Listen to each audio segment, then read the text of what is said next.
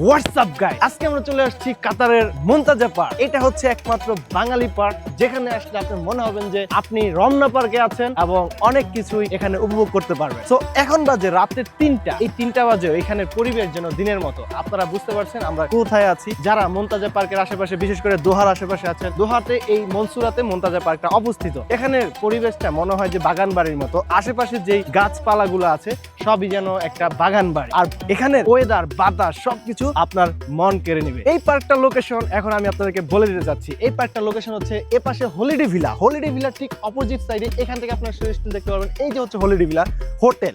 Holiday villa হোটেলের ঠিক opposite সাইডে হচ্ছে মুনতাজা পার্কটা অবস্থিত। আর এইরকম গাছপালা সহ একটা পরিবেশ বিদেশের মাটিতে আপনাকে রিফ্রেশমেন্ট দেওয়ার জন্য দারুণ কাজ করবে। ধরেন সারাদিন আপনার অফিসে কাজ করতেছেন, অফিসে আপনার বসের বকবাগানি শুনতে শুনতে মাথা পুরো ধরে গেছে, তারা এখানে আসবেন, একটা রিল্যাক্সে একটা নিঃশ্বাস নিবেন আর মনে হবে যে আপনি একদম হারিয়ে গেছেন। তো এরকম সুন্দর সুন্দর আরো জায়গা কাতারে এক্সপ্লোর করব আমরা। আপনারা সাথেই থাকবেন, দেখবেন নতুন ভিডিও। সবাই ভালো থাকবেন, সুস্থ থাকবেন। আল্লাহ হাফেজ।